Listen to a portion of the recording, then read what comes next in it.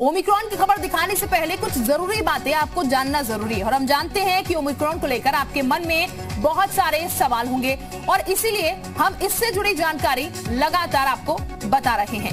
ये हम आपको बता दें कि इससे जुड़ी हुई समाधान भी हम आपको बताएंगे। कोरोना के इस नए वेरिएंट के लक्षण क्या है, आपको क्या करना है, क्या नहीं करना है, ये सब कुछ हम आपको शेयर कर रहे हैं। इसीलिए आपको घबराना बिल्कुल नहीं है, क्योंकि हम सिर्फ ओमिक्रॉन की खबर के जरिए सनसनी बिल्कुल नहीं फैलाना चाहते। हम आपको जानकारी देकर आपको सजग करेंगे और हम मिलकर इस लड़ाई को निडर होकर लड़ेंगे और जीतेंगे भी। तो हम आपको समाधान बताएंगे, लेकिन हमारा मकसद ये बिल्कुल भी नहीं है कि आप किसी भी तरीके से इस खबर को देखकर डरे। हम सिर्फ ये चाहते हैं कि आपको समाधान इसका पता चल सके, क्या नियम आपको फॉलो करने चाहिए ताकि ओमिक्रॉन से आप बच सके, क्या वो समाधान हो सकते हैं, वो तमाम चीजें हम आपको जरूर इस बुलेटिन में बताएंगे।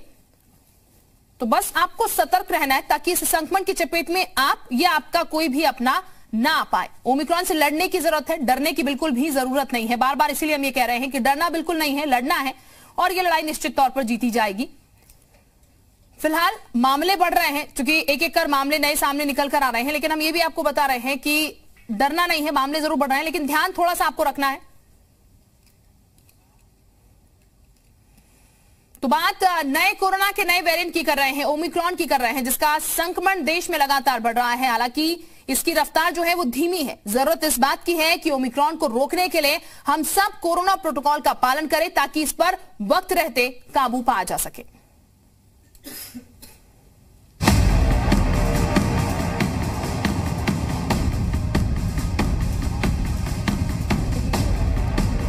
देश में ओमिक्रॉन के केस लगातार बढ़ रहे हैं। सोमवार को पुणे और नागपुर में एक एक मरीज में ओमिक्रॉन का संक्रमण मिला। महाराष्ट्र में अब तक 20 लोगों में ओमिक्रॉन की पुष्टि हो चुकी है। अब तक देश के 7 राज्यों और एक केंद्र शासित प्रदेश में ओमिक्रॉन के मामले सामने आ चुके हैं। जिन राज्यों में ओमिक्रॉन के केस मिले हैं उनमें महाराष्ट्र में 20 मामले, राजस्थान में 9 मामले, गुजरात में 4 केस, कर्नाटक में 3 मामले, दिल्ली में 2 केस, केरल में 1 केस, आंध्र प्रदेश में 1 केस, चंडीगढ़ में 1 केस। वहीं बूस्टर डोज को लेकर सोमवार को सब्जेक्ट एक्सपर्ट कमेटी की बैठक हुई। सूत्रों के मुताबिक बैठक में सीरम इंस्टीट्यूट के आवेदन पर डेटा एनालिसिस किया गया। सीरम इंस्टीट्यूट ने DCGI से बूस्टर डोज के लिए अनुमति मांगी है। सब्जेक्ट एक्सपर्ट कमेटी की बैठक भारत में तीसरी डोज के ट्रायल पर भी चर्चा की गई। ओमिक्रॉन वेरिएंट के खिलाफ बूस्टर डोज को प्रभावी तो माना जा रहा है, लेकिन बूस्टर डोज से इस वेरिएंट को रोकने में कितनी मदद मिलेगी ये कह पाना अभी मुश्किल है।